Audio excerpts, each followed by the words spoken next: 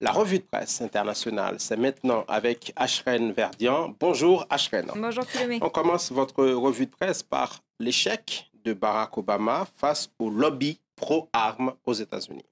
Oui, on le sait, Barack Obama voulait faire adopter par les sénateurs une mesure qui devait rendre obligatoire les vérifications d'antécédents avant l'achat par une personne d'une arme sur Internet ou sur des foires.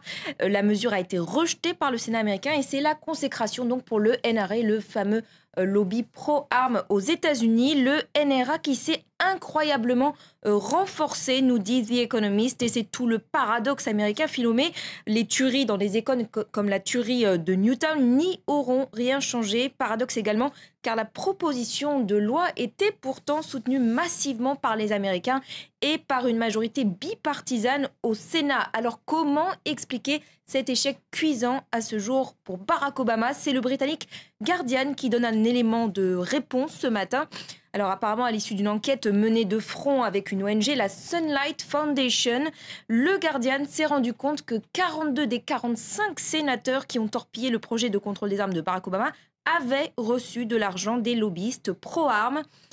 Certains durant leur campagne au Sénat, d'autres plus tard, jusqu'à il y a à peine 3 semaines, à un moment où la loi sur les armes était pourtant plus ou moins garantie de passer. Alors le Guardian, Philomé, s'en est rendu compte en épluchant des documents et notamment des comptes de campagne des sénateurs où les donations sont évidemment déclarées. Ils sont apparemment nombreux à avoir reçu de l'argent de la NRA et d'autres groupes pro-armes plus modestes. Et pour finir sur le sujet, voir également cette caricature dans le New York Times qui résume bien la situation. On y voit un Américain portant une arme automatique ainsi qu'un drapeau de la NRA qui est donc planté au sommet du Sénat américain à la place du drapeau américain. Ce qui veut tout dire. On reste aux États-Unis, beaucoup d'articles dans la presse Ashrène sur le double attentat de Boston.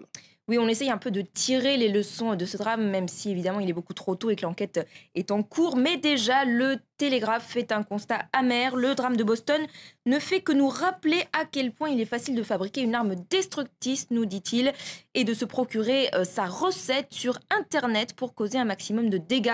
Aujourd'hui, tout le monde peut créer sa bombe dans sa cuisine, nous dit le Télégraphe. Une plaie majeure également pour le FBI, puisqu'un attentat aujourd'hui n'est plus l'œuvre de seuls groupes extrémistes, mais aussi d'individus isolés qui ont juste accès à Internet.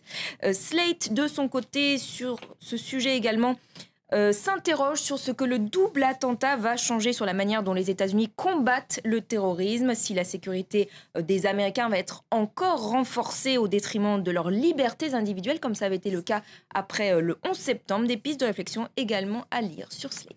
On finit par un article sur l'Irlande qui a mis en place un système de contrôle des dépenses des personnes lourdement endettées. Oui, c'est à lire dans le Financial Times ce matin. Alors apparemment, en Irlande, quand on est un particulier, qu'on a des dettes et qu'on souhaite malgré tout emprunter, une loi nous contraint désormais à limiter nos dépenses et fixe donc des seuils de dépenses pour se nourrir, se chauffer, également pour les loisirs. Objectif, lutter contre la crise de la dette qui touche le pays. Ainsi, les personnes endettées n'ont droit, par exemple, de dépenser que 247 € par mois pour leur nourriture. C'est très précis. Des seuils de dépenses donc censés garantir un mode de vie raisonnable et lutter contre les dépenses inutiles. Merci Ashrène Verdian. C'était la revue de presse internationale de France 24.